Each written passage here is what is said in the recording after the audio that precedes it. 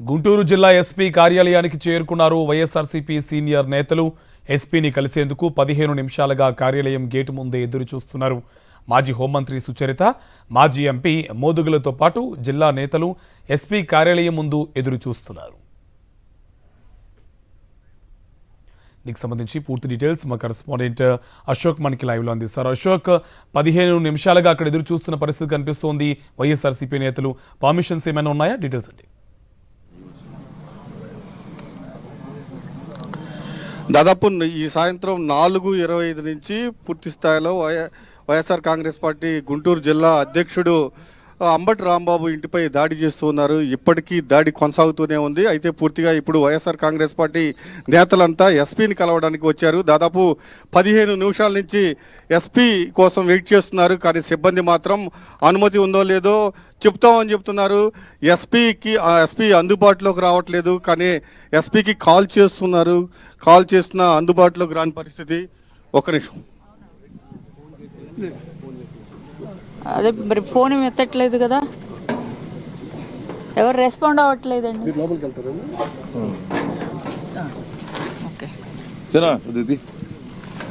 ఒకసారి ఎస్పీ గారికి చెప్తారా?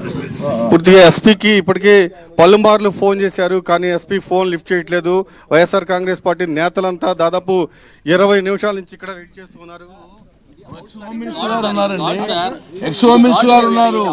అట్లా కాదు కదా సార్, మీరు ఇన్ఫార్మ్ ఎంతసేపు చేస్తారు? గంట సేపు చేస్తారా మీరు? అట్లా కాదండి. హోమ్ మినిస్టర్ గారు, ఎక్స్ హోమ్ మినిస్టర్ గారు వస్తే మేము అపాయింట్మెంట్ అడిగాము, 4 ముగ్గురికో ఇయ్యండి. అట్లా కాకుండా మీరు బయట నుంచోబెట్టి మీరు తలుపులేసి గార్డు లాగా అందరూ బయట నుంచోబెట్టండి. మేమేమన్నా ప్రజాస్వామ్యయుతంగా లేమో, లేకపోతే ఏమైనా గోల్ చేస్తున్నామా? నేను అంటుంది ఏంటంటే, మాకు 4కో 5కో అపాయింట్మెంట్ ఇవ్వండి. ఈరోజు సర్కమ్స్టాన్సెస్, ఈరోజు ఉన్నటువంటి పరిస్థితులు మేము ఎక్స్ప్లెయిన్ చేయాలి ఎస్పీ గారికి. మీరు మాట్లాడండి. ఇప్పుడు ఎక్స్ హోమ్ మినిస్టర్ గారు, ఎక్స్ ఎమ్మెల్యేలు, ఎక్స్ ఎంపీలు అందరూ ఉంటే మీరు ఇది ఇచ్చే గౌరవం ఇదేనా? మేము కూడా సమన్వయంగా పోయి ఎస్పీ గారిని, సార్ ఈ పరిస్థితి ఇది, రాంబాబు గారి ఇంటి దగ్గర పరిస్థితి ఇది, మీరు ఈ పని చేయండి అని చెప్పి మేము అడుగుతాము. రిక్వెస్ట్ ఇది ఉంటుంది కదా. ఇప్పుడు రేపు మీరు ఇట్లాగే పోస్ట్పోన్ చేశారు, మా చేతిలో కూడా ల్యాండ్ ఆర్డర్ కంట్రోల్ ఉండదు, మీరే కారకులు అవుతారు. మాట్లాడండి. అంతేగాని బయట పెట్టి మేము మాట్లాడుతున్నాం అని చెప్పి అట్లా ఉంటేటండి. Please kindly communicate. ఆయన మా ఫోన్ ఎత్తట్లేదు అసలుకి. దాదాపు 20 నిమిషాల నుంచి ఎస్పీకి ఫోన్ చేస్తూ ఉన్నారు. ఎస్పీ ఫోన్ చేయట్లేదు. మనతో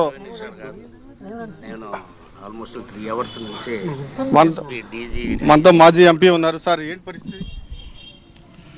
ఏం లేదు, పోలీసులు they are the just acting like a puppets of TDP.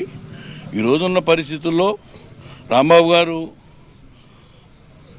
ఒంటి దగ్గర ఉన్నటువంటి పరిస్థితిని అదుపులో పెట్టుకోమని పోలీసులు చెప్తున్నాం. రెండోది ఏంటంటే, ఈ మ్యాటర్ని ప్యాసిఫైగా క్లోజ్ చేయండి. బికాజ్ ఆల్రెడీ ఏదో చెప్పారు, ఆయన సారీ కూడా చెప్పేశాడు, అయిపోయింది. ద ఇష్యూని ఈరోజు ఇల్లు బాలుగొట్టారు, అన్ని బాలుగొట్టారు. ఈరోజు ఒక మాజీ మంత్రికే రక్షణ లేనప్పుడు కనీసం ఉన్నటువంటి గుంటూరు జిల్లాలో ఉన్నటువంటి పరిస్థితుల్లో వైఎస్ఆర్సీపీ కార్యకర్తలు మేము కూడా సమన్వయం చేయాలి, వాళ్ళని శాంతింపజేయాలి. రాంబాబు గారు ఇల్లు అటు దాడి చేశారంటే మా కార్యకర్తలు కోపం వస్తే ఏమవుతుంది? ల్యాండ్ ఆర్డర్ కంట్రోల్ తప్పుతుంది. అందుకని ఏంటంటే తెలుగుదేశం పార్టీ నాయకులకు కూడా నేను చెప్పేది ఏంటంటే ఒకటే, అయిపోయింది. We should be close the issue. అంతేగాని ఇప్పుడు రోజు పాల్గొట్టారు, అదేదో మీరు కోపంలో చేశారు, రాంబాబు గారు కూడా ఆవేశంలో మాట అన్నారు, అయిపోయింది. అండి that issue is close. But how to make it full stop? దానికి ఇరుపక్షాలు కూర్చొని మాట్లాడటం, లేకపోతే ఏంటి అనేది చెప్పాలి. మా కార్యకర్తలకు కోపం వచ్చినప్పుడు ఏమవుతుంది ఆటోమేటిక్గా? అందుకని దట్ ఈజ్ సార్ అయితే లేడు, రేపు ఆఫీస్ టైంలో వచ్చి ఇన్ఫార్మ్ చేస్తే రేపు ఆఫీస్ టైంలో వచ్చి కలవమంటున్నాడు. అది ఆఫీస్లో ఉన్నారా ఇక్కడ? లేకపోతే ఎక్కడో తెలియదు. డీజీ ఆఫీస్కి వెళ్ళారు.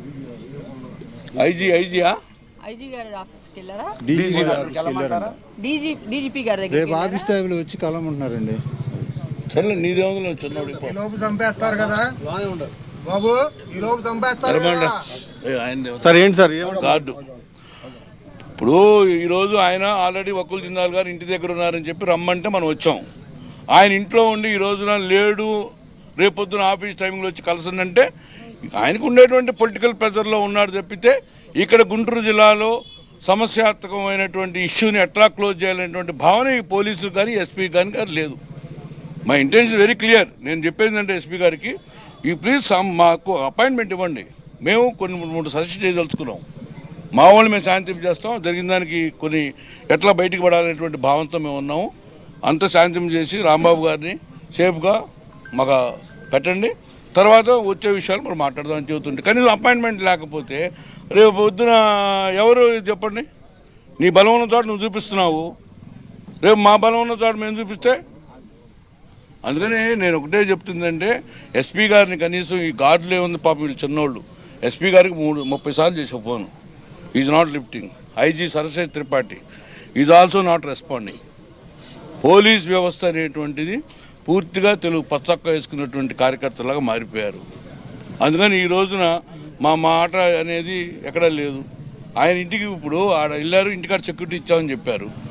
వాళ్ళు వచ్చి పగలగొట్టిన ప్రేక్షక పాత్ర వహించారు. ఆయనకి ఇంకా నయం, ఆయనకి ఏమైనా ప్రాణం మీద ఏం జరిగితే నేను అదే చెప్తుంది, you are teaching a lesson to us. రేపు పొద్దున మళ్ళీ మీ అధికారంలోకి వస్తే ఇటువంటి చర్యలే, ఇటువంటి మీరు చేయండి అనేటువంటి భావన మాకు కల్పిస్తున్నారు. మేడం, దాదాపు 4.5 గంటల నుంచి దాడి కొనసాగుతూనే ఉంది. ఇప్పటికీ తెలుగుదేశం గోండాలు అక్కడే ఉన్నారు. ఏం చెప్తారు?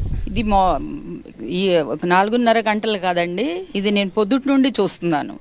ఎందుకంటే రాంబాబు గారు గోరంట్లలో రామాలయానికి వెళ్ళి వెంకటేశ్వర స్వామి పూజా కార్యక్రమం చేసేటువంటి క్రమంలో ఆయన అటు వెళ్తున్నారని చెప్పేసి ఇన్ఫర్మేషన్తో వాళ్ళు బెటాలియన్ వాళ్ళని ఒక 20 మందిని పెట్టారు, పోలీసులు 20 మంది పెట్టారు.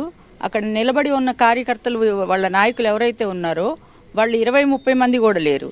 రాంబాబు గారు ఆ మార్గాన్ని వెళ్తున్నప్పుడు ఆపి అమానుషంగా రాళ్లతో, చెప్పులతో, కర్రలతో ఆ కారు మీద దాడి చేయడం జరిగింది.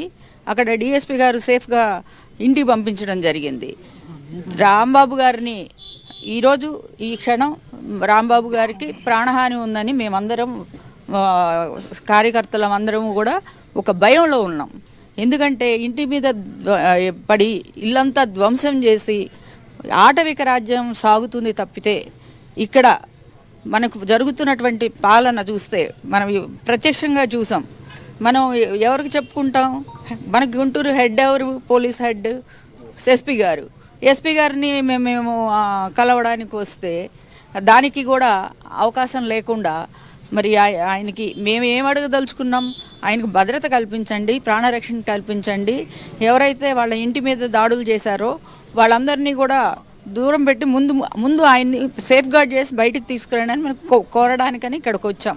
కానీ ఇక్కడ పరిస్థితి చూస్తే మరి వీళ్ళే దాడి చేసే విధంగా కనపడుతూ ఉంది. ఎందుకంటే తలా ఒక కర్ర పట్టుకుంటే ఆ కర్రలు పట్టుకున్న వాళ్ళని ఆపకుండా వీళ్ళు ఆ కర్రలు ఉన్న వాళ్ళని వినోదాత్మకంగా చూస్తున్నారంటే మనం ఏ పరిస్థితిలో ఉన్నాము, రాష్ట్రము ఎంత అభద్రతలో ఉన్నది శాంతి భద్రతల విషయంలో అన్నది ఇది సుస్పష్టంగా కనపడుతూ ఉంది. మేమైతే డిమాండ్ చేయదలుచుకున్నాం, ఇలాంటి రాక్షస పాలనలో మేము బ్రతకలేము, మాకు గవర్నర్ గారి పాలన ఇవ్వండి అని కూడా మేము వేడుకోదలుచుకున్నాం.